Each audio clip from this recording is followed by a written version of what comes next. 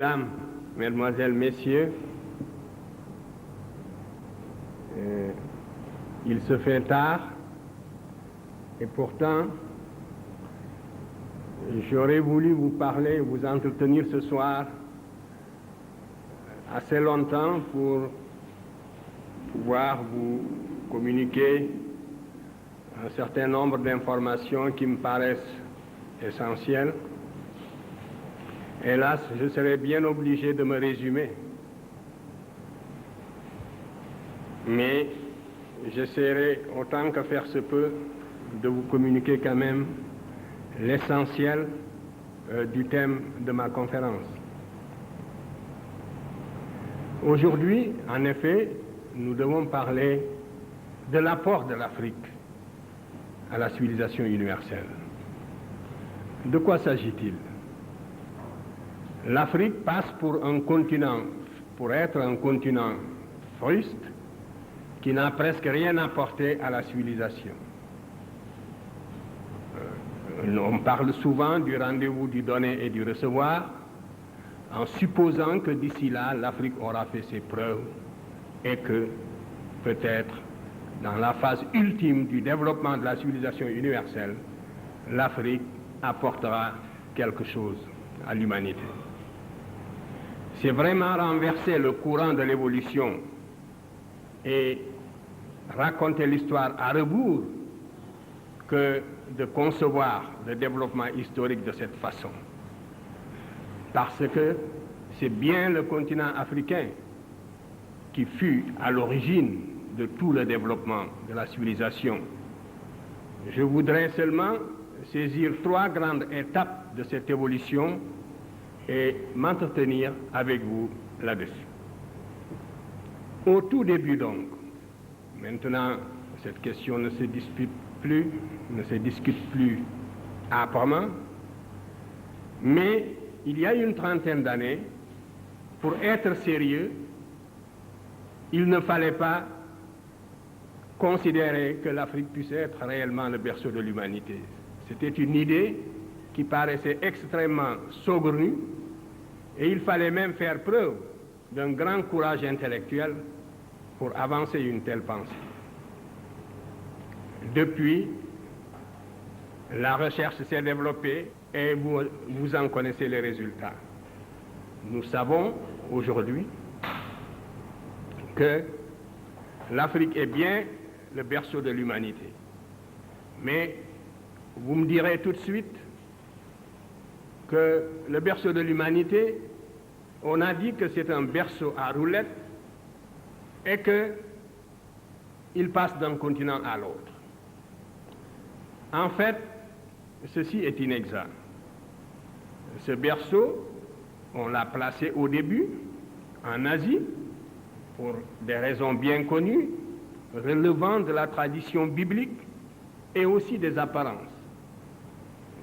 C'est en Asie que se trouvent les trois races.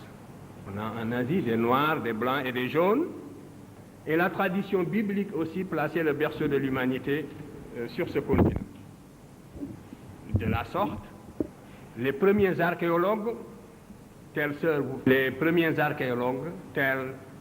Sir Bernard Boulay, ont essayé de vérifier la véracité biblique.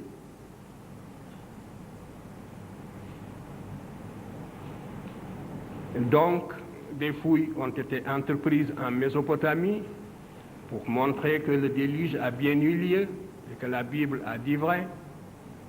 En Asie, on a trouvé le pithécanthrope.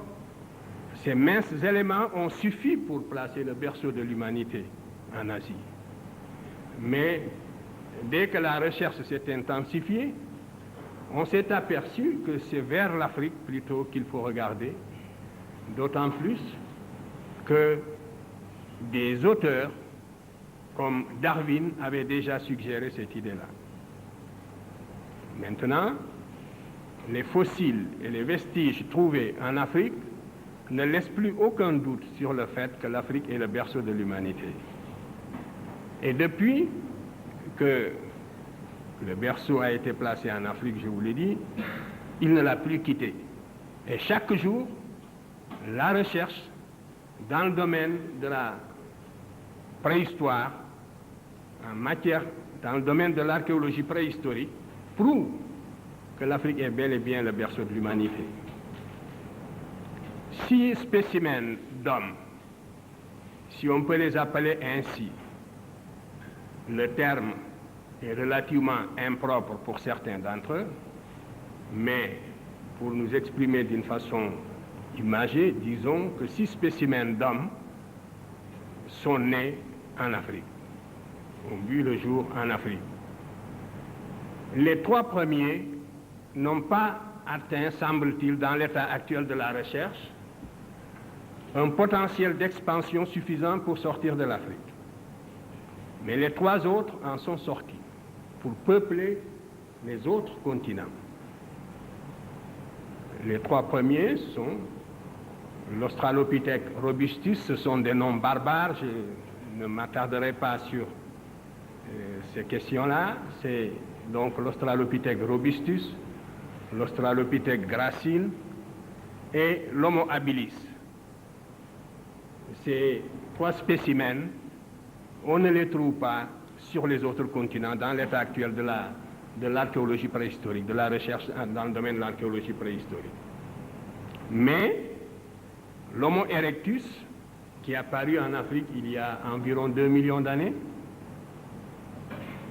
l'homme de Néandertal, que l'on appelle maintenant, et que l'on appelait aussi l'Homo faber, et que l'on appelle maintenant l'Homo sapiens,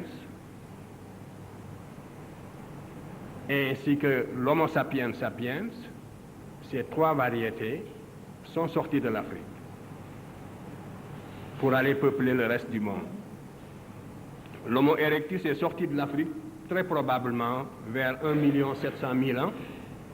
Il y avait 2 voies de sortie pour cette humanité, soit par l'isthme de Suez, soit aussi par le détroit de Gibraltar. Ce sont les voies qui ont été pratiquées par la première humanité née en Afrique sous la latitude du Kenya, dans cette région de l'Afrique de l'Est, qui comprend à la fois l'Éthiopie, le Kenya, la Tanzanie et même l'Afrique du Sud.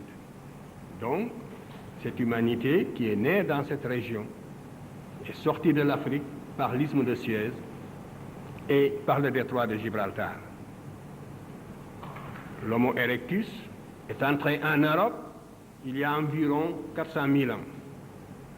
Il a été suivi par l'homme de Néandertal, très probablement vers 100 000 ans ou 150 000 ans. Et l'Homo sapiens sapiens lui-même, c'est-à-dire l'homme qui est à la fois comme vous et moi, c'est la dernière forme, si vous voulez, de l'humanité. L'Homo sapiens sapiens est sorti de l'Afrique il y a 40 000 ans et est allé peupler également l'Europe. Voilà donc le processus de la formation, si vous voulez, de l'humanité, de l'apparition de l'humanité, et aussi le déplacement de cette humanité vers les autres continents. Si l'humanité était restée seulement en Afrique, elle ne se serait pas différenciée en races. Le continent africain présente une climatologie qui ne justifie pas extrêmement la différenciation raciale. Donc la race est une notion géographique. Et c'est parce que l'Homo sapiens sapiens est sorti de l'Afrique il y a 40 000 ans pour aller peupler l'Europe en particulier, qu'il est entré en Espagne et en France, qu'il a séjourné dans cette région dans des conditions extrêmement dures, parce que c'est pendant la dernière glaciation vurmienne qui a duré 100 000 ans que l'Homo sapiens sapiens est sorti de l'Afrique. Donc c'est parce que cet Homo sapiens est sorti de l'Afrique pour aller en Europe, dans ces conditions très spécifiques, qu'il s'est opéré une différenciation raciale. L'humanité qui est née en Afrique il y a 120 000 ans, en l'espèce de l'Homo sapiens sapiens, cette humanité était nécessairement négroïde, comme vous le savez. Vous savez bien que les organismes supérieurs nés sous la latitude du Kenya, pour survivre dans les conditions de la préhistoire, devaient être nécessairement pigmentés. L'organisme devait être nécessairement protégé du flux des rayons ultraviolets sous la latitude du Kenya pour pouvoir survivre. Donc, l'écran de mélanine est fonctionnel. C'est un bouclier qui protège l'organisme des rayons ultraviolets pour lui permettre de survivre. Et c'est la raison pour laquelle cette humanité qui est née par hasard en Afrique était nécessairement négroïde. En émigrant dans les conditions de la préhistoire pour aller en Europe, elle s'est adaptée à d'autres conditions diamétralement opposées aux conditions de vie de l'Afrique. Et c'est pour ça que progressivement, elle a blanchi pour devenir leucoderme. Ce laps de temps est évalué à peu près à 20 000 ans si nous considérons la date, l'époque de l'entrée de l'homme de Grimaldi, c'est-à-dire du premier Africain en Europe. L'homme de Grimaldi, ainsi qu'on l'appelle, est entré en Europe il y a 40 000 ans. Il est resté sur place, il a évolué sur place jusqu'à moins 20 000 ans, pour qu'apparaisse pour la première fois sur la planète la morphologie du leucoderme et par conséquent le type humain qu'on appelle la race de Cro-Magnon. Il faudra encore attendre 15 000 ans pour qu'apparaisse le type que l'on appelle communément l'homme de la chancelade et qui serait le prototype du jaune. Pendant le Paléolithique supérieur, donc, voilà les trois races qui vont exister dans les conditions de la glaciation burmienne. Et la toute première, qui est la race noire, s'est étendue de l'Europe de l'Ouest jusqu'au lac Baïkal, à travers la Crimée, le bassin du Don, toute la région de l'Europe actuelle. Partout, on trouvait, il y a 32 000 ans, on ne trouvait qu'une seule humanité homogène, qui était cette humanité négroïde, qui, en s'expatriant, se différenciait aussi.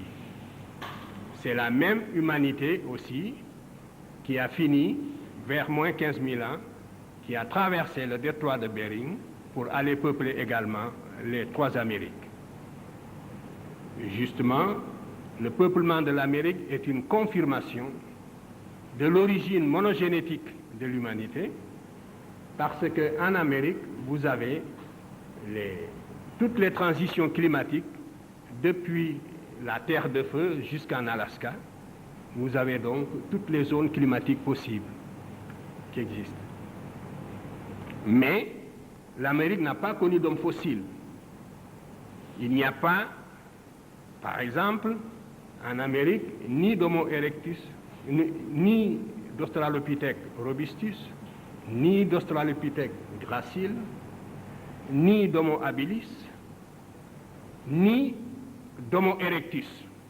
Parce que comme je vous ai dit que les trois premières variétés ne sont pas sorties de l'Afrique, c'est tout à fait normal qu'on ne les trouve pas en Amérique, mais l'Homo erectus est bien sorti de l'Afrique et on ne le trouve pas en Amérique.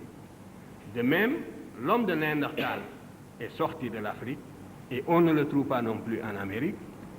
Donc, nous voyons bien que l'origine monogénétique de l'humanité, qui au premier abord paraissait relativement invraisemblable, est confirmée par l'archéologie préhistorique. Si j'avais le temps,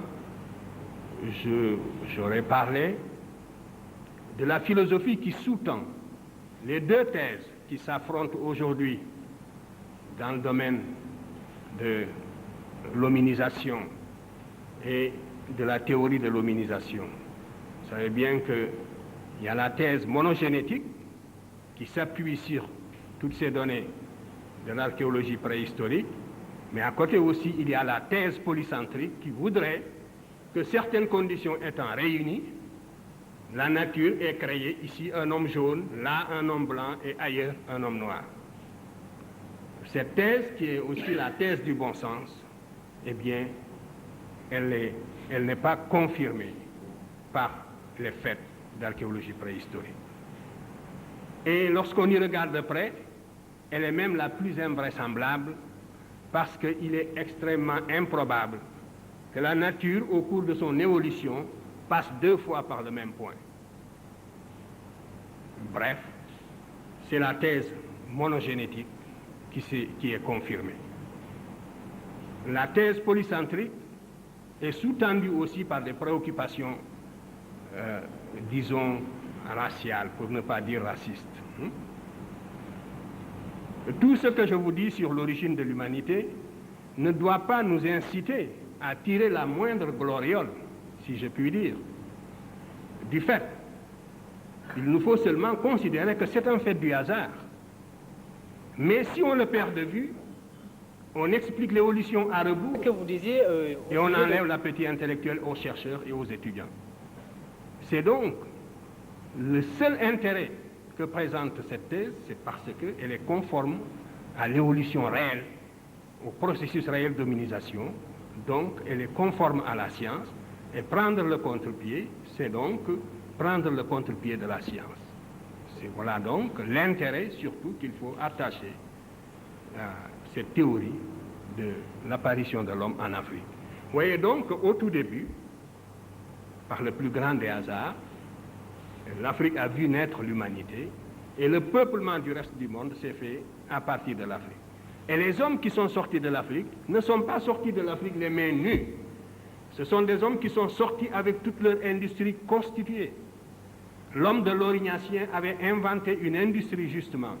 Le Grimaldien, comme je l'ai appelé tout à l'heure, il a inventé une industrie qu'on appelle l'industrie aurignacienne. C'est ainsi qu'on l'a caractérisé une fois qu'il est arrivé en France. Mais cet homme est entré en Europe avec son industrie bien constituée. L'industrie aurignacienne, dont cet homme est responsable, n'est pas née en Europe. Elle a été inventée de l'extérieur. Et les inventions qui se situaient au niveau de la pierre à cette époque étaient de véritables révolutions. Cela aussi, il ne faut pas le perdre de vue. C'était le sommet du progrès. C'était au moment où l'homme devait affronter la nature, une nature quasi vierge, n'est-ce pas, pour la dompter. Et dans ces conditions-là, qui étaient des conditions extrêmement dures que l'imagination peut à peine aujourd'hui reproduire, les hommes, à cette époque-là, c'est l'Afrique qui a porté aux autres continents. Et nous sortons de la préhistoire et nous entrons dans la période historique proprement dite. Je passe très vite. La période historique proprement dite, elle est caractérisée par l'apparition de l'écriture.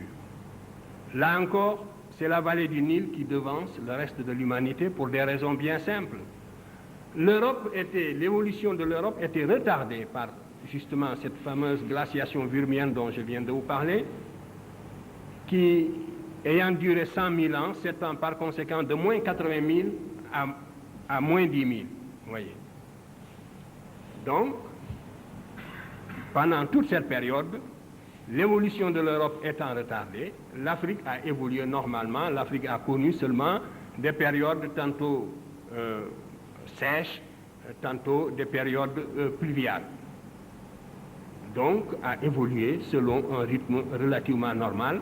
Et le processus cumulatif de la civilisation était donc plus intense en Afrique qu'en Europe où on vivait dans des grottes.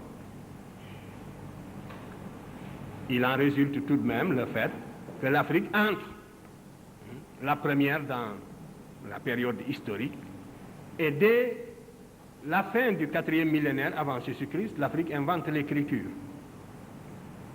Et à partir de moins 3300, nous avons des documents écrits, nous pouvons suivre l'évolution de l'Afrique dans la vallée du Nil. En moins 4236, l'Afrique invente déjà un calendrier sidéral. Le calendrier sidéral fondé sur le lever d'une étoile du ciel, qui est l'étoile la plus brillante du ciel, l'étoile Sirius, qui est dans la constellation du Grand Chien, c'est l'étoile la plus brillante du ciel. Les Égyptiens, en moins 4236, avaient déjà remarqué que cette étoile se lève en même temps que le Soleil, pratiquement, sous la latitude de Memphis, tous les 1460 ans. Et c'était la base de leur calendrier. Donc c'était un repère chronologique absolu, pour ainsi dire. Imaginez le Soleil, un phénomène aussi fugace, le Soleil qui se lève en même temps qu'une étoile.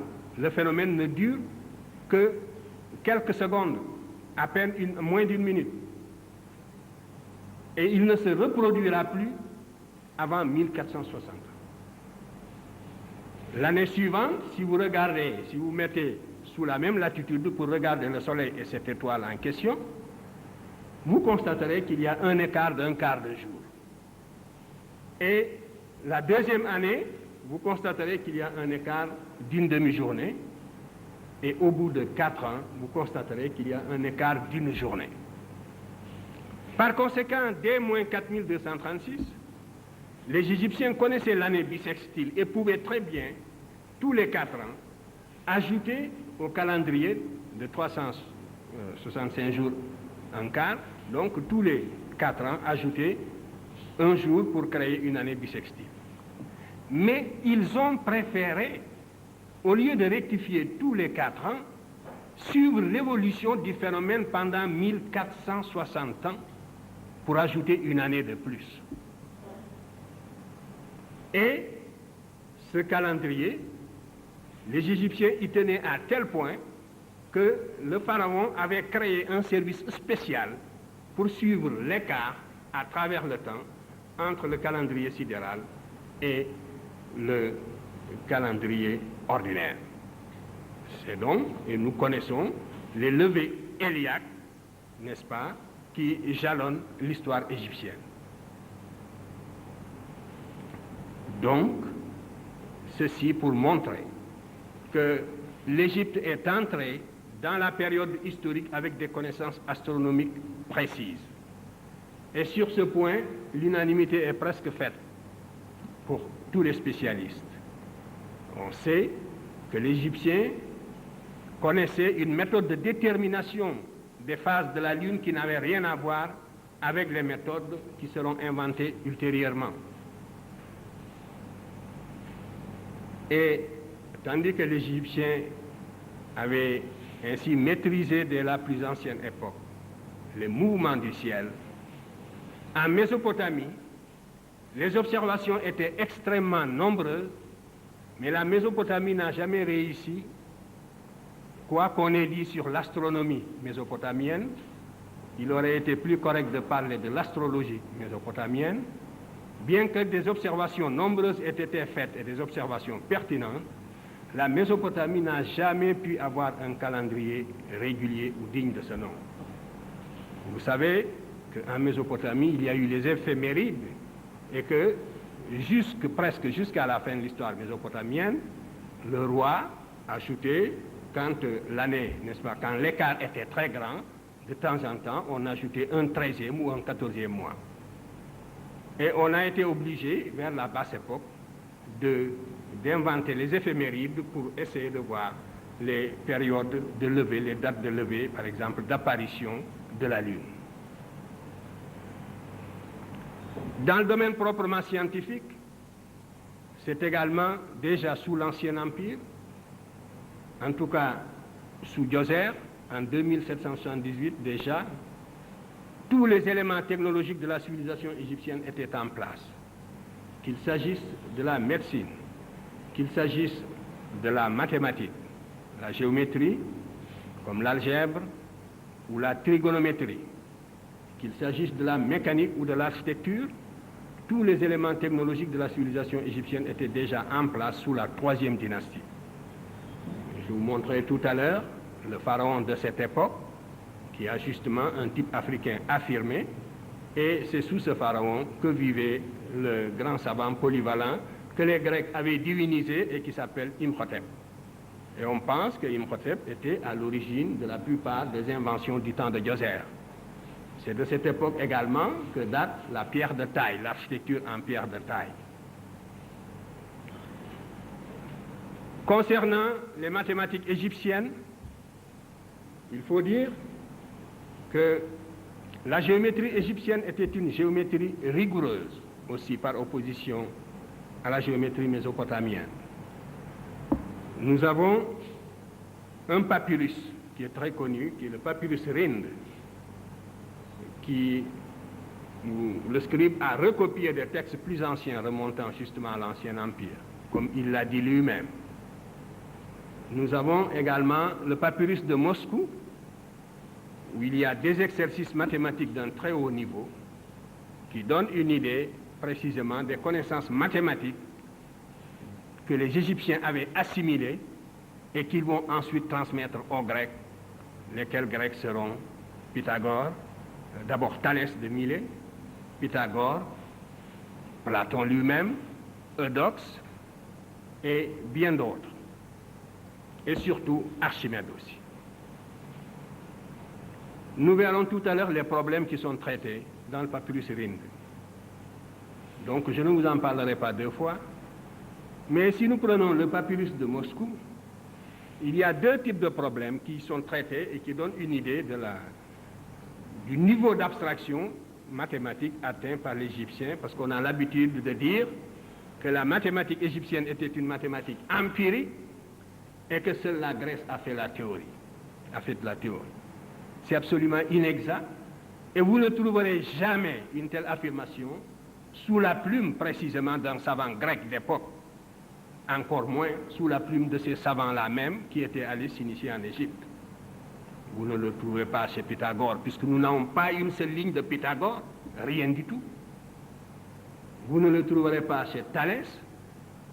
Thalès n'a pas écrit une seule ligne sur les mathématiques. On lui a attribué un théorème très discutable, nous le verrons tout à l'heure. Thalès a écrit tout au plus une lettre discutable à Phérécyde, et dans laquelle il disait à Phérécyde, si toutefois cette lettre est authentique, qu'il n'aimait pas écrire, et que donc il préférait voyager. Voilà tout ce que nous avons de Thalès. Sinon, nous avons la biographie donnée par Diogène Laërce, où on lui attribue l'année de 365 jours inventée par les Égyptiens à la proto-histoire. Vous voyez. Donc, la mathématique égyptienne, dans le papyrus de Moscou, révèle deux problèmes. Le problème contient deux problèmes, parmi d'autres. Un problème sur le tronc, le volume, le calcul du volume du tronc de pyramide. Pour calculer le volume du tronc de pyramide, vous savez que c'est égal à 1/3 de H, facteur de A2 plus AB plus B2, A et B étant, si vous voulez, les côtés des carrés du sommet et de la base. Donc, vous avez là une expression analytique à laquelle il est impossible, n'est-ce pas, d'accéder par pur empirisme. Il n'est pas possible d'atteindre une telle expression analytique par des considérations empiriques. La preuve, la géométrie mésopotamienne, qui est une géométrie inexacte et qui est une géométrie empirique, a donné du volume du tronc de pyramide une formule qui n'est pas approximative mais qui est grossièrement fausse.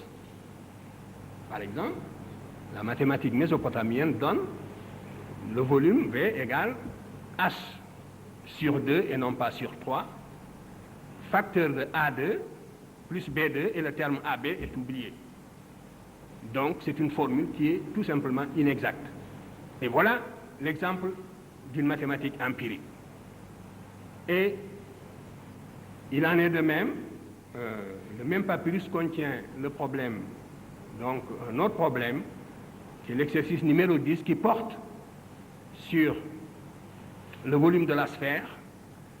Ceux d'entre vous qui se sont intéressés aux mathématiques, les mathématiciens qui sont dans la salle, savent combien il est difficile d'étudier les surfaces courbes, et ils savent surtout qu'on ne peut pas donner la formule rigoureuse de la surface de la sphère, comme les Égyptiens l'ont fait dans l'exercice numéro 10 du papyrus de Moscou, C'est-à-dire donc 4πr2, qui est la formule moderne, de même que la formule que je vous ai donnée tout à l'heure pour le tronc du volume de pyramide correspond à la formule moderne. Eh bien, vous savez bien qu'une telle formule, on ne peut pas y accéder, justement, par des voies empiriques. Rien que ces deux exemples montrent donc le côté hautement théorique de la mathématique égyptienne. Et n'oubliez pas, justement, ce que contient l'épitaphe d'Archimède, qui passe pour être le plus grand mathématicien grec de l'Antiquité. Archimède, parmi toutes les découvertes qu'il avait faites, considérait précisément que la plus belle de toutes, c'était la surface de la sphère, avec le cylindre exscrit. Et c'est la raison pour laquelle il avait choisi cette figure comme épitaphe. Et quand Cicéron a trouvé son tombeau, sa tombe en Sicile, en Syracuse, eh bien, il a été guidé par cette figure qu'on a retrouvée, précisément, sur la dalle. Et c'est comme ça qu'on a identifié le tombeau d'Archimède. Eh bien, cette figure, les Égyptiens l'avaient tracée tout simplement 2000 ans avant la naissance d'Archimède. Et c'est ce que prouve aujourd'hui la recherche historique sur la base strictement des documents dont l'humanité dispose. Et ce que je vous dis là, bien d'autres théoriciens le savent et le disent également aussi.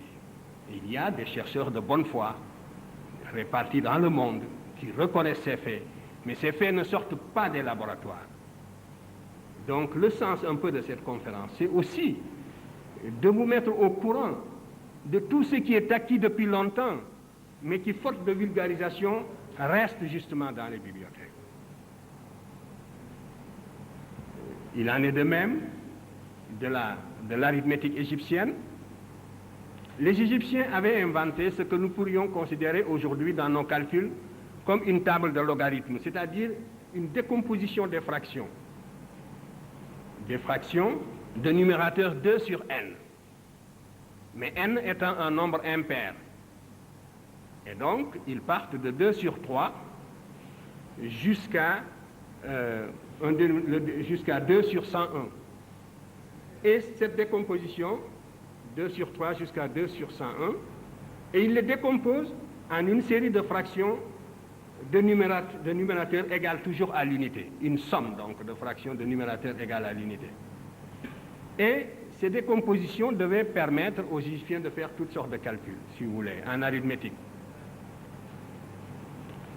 Et l'on s'est demandé quelle méthode l'Égyptien employait-il. Parce que quand on regarde la démonstration, la méthode, les décompositions, elle suppose la connaissance de tous les théorèmes de l'arithmétique élémentaire. Mais la civilisation égyptienne étant une civilisation essentiellement initiatique, beaucoup de science est perdue du seul fait que les Égyptiens eux-mêmes gardaient jalousement leur science. Et les Grecs éprouvaient les plus grandes difficultés pour se faire initier. Pythagore en sait quelque chose, Platon en sait quelque chose, Eudoxe aussi, et tant d'autres. Alors, les Américains, en 1967, ont dit, nous allons voir si les Égyptiens procédaient par pur empirisme, ou bien s'ils utilisaient vraiment des méthodes rationnelles. L'ordinateur étant une machine rationnelle, parce que programmée comme telle, donc, devait partager les chercheurs. Et les équations dont je vous ai parlé, qui sont au nombre de 50, lorsqu'ils sont des équations arithmétiques, quand elles sont traitées, elles supposent 22 239 décompositions possibles. Oui. Il y a 22 239 ou 219 décompositions possibles de ces 50 équations de numérateur 2 et de dénominateur impair. Par conséquent, si les Égyptiens procédaient par empirisme, puisque chacune des équations peut être démontrée la moins coûteuse, la moins onéreuse, et le résultat est que la machine de 1967 n'a pas battu le scribe d'il y a 4000 ans, elle a retrouvé exactement les mêmes décompositions qui figurent sur le recto du papyrus Rhind. Et ceci montre, à ne plus en douter, que l'Égyptien procédait donc par des voies purement rationnelles. Les Égyptiens ont inventé également la trigonométrie. Je vous montrais tout à l'heure des problèmes de trigonométrie qu'ils ont traités. Les progressions géométriques, arithmétiques étaient maîtrisées, ils pouvaient les sommer, ils donnaient des exercices là-dessus. Nous avons aussi dans le papyrus Rhind des problèmes qui portent justement sur ces progressions-là, géométriques ou arithmétiques, et même des problèmes beaucoup plus complexes. On a des problèmes qui correspondent à des systèmes d'équations du premier ou du second degré, ou un mélange d'équations du premier et du second degré. Donc, les Égyptiens connaissaient aussi l'algèbre, la mécanique également, et l'on sait maintenant qu'ils utilisaient des plans inclinés d'une pente donnée pour manutentionner les tonnes de pierres dont ils ont besoin pour construire les pyramides, et les pentes étant restées sur place, en mesurant la pente, on peut calculer la réduction de la force d'attraction et connaître par conséquent la quantité de tonnes qui étaient manipulées par jour, et on a retrouvé ainsi le temps que les Égyptiens ont mis pour construire les différentes pyramides. C'était de l'ordre de 30 ans pour la pyramide de Khéops et de 19 ans pour la pyramide de Sénéfrou. Ce n'était pas un siècle.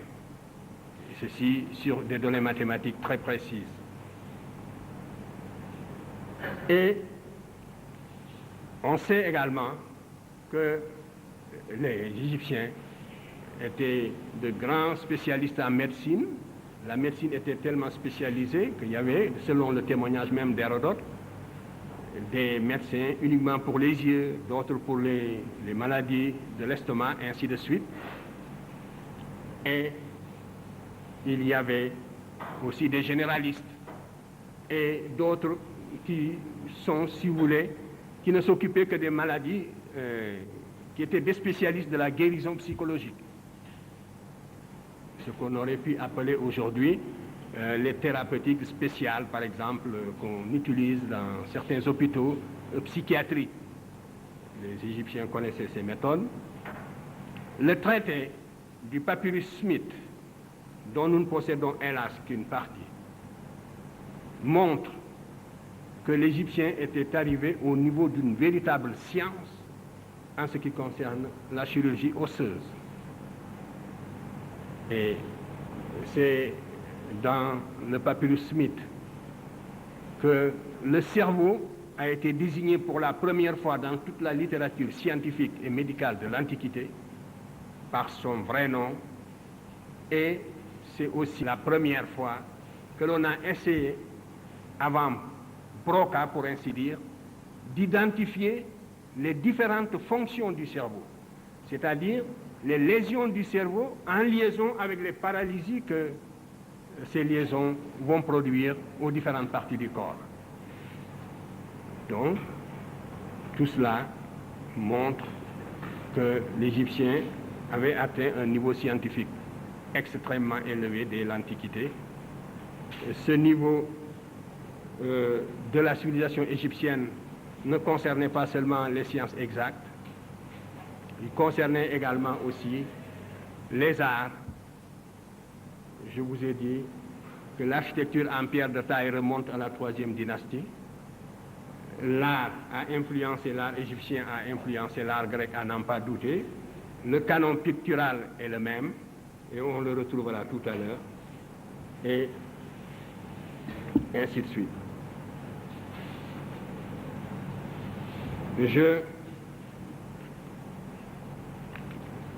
Je voudrais juste donc illustrer très rapidement ce développement par quelques clichés que l'on va projeter avant d'arriver donc à la 3e phase. Donc, la 2e phase au cours de laquelle la civilisation égyptienne a transmis les valeurs de la civilisation à la Grèce correspond à la phase pendant laquelle l'Afrique, de nouveau, a transmis les valeurs de sa civilisation à la Méditerranée septentrionale.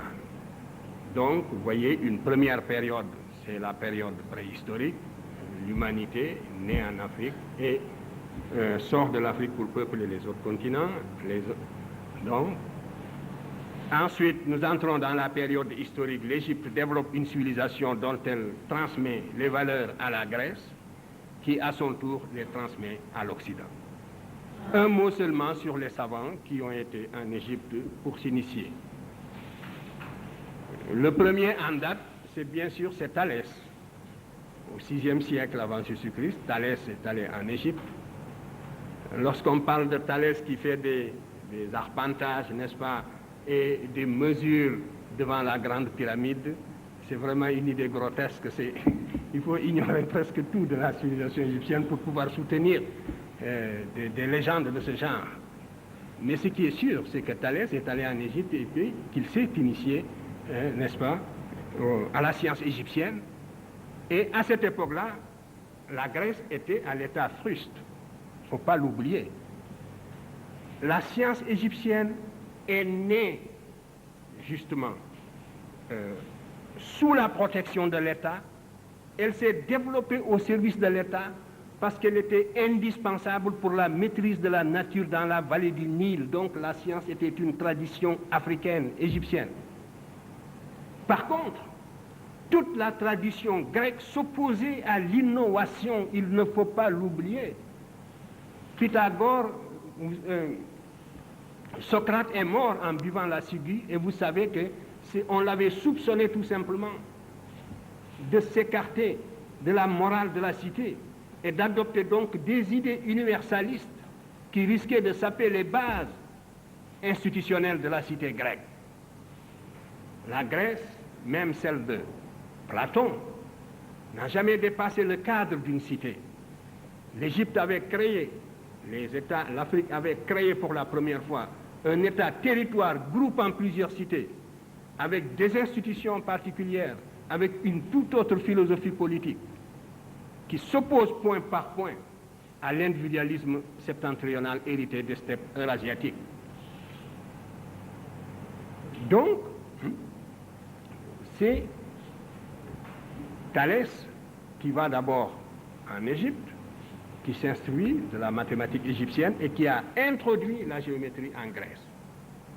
Mais la science était une nouveauté en Grèce qui n'était pas acceptée par la religion et la tradition grecque.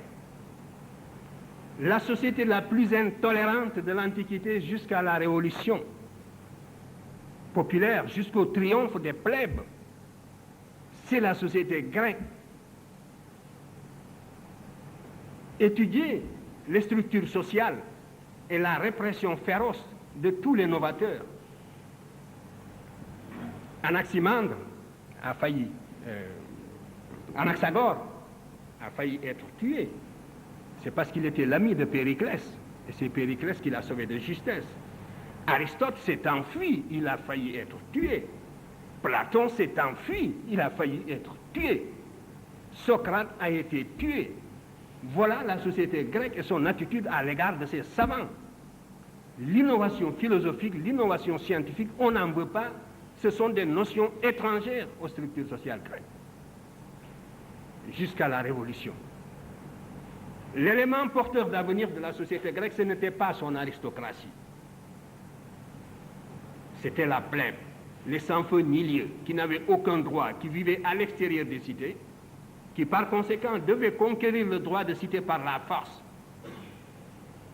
qui, tout le potentiel laïque et rationnel de la société grecque se trouvait chez la plèbe.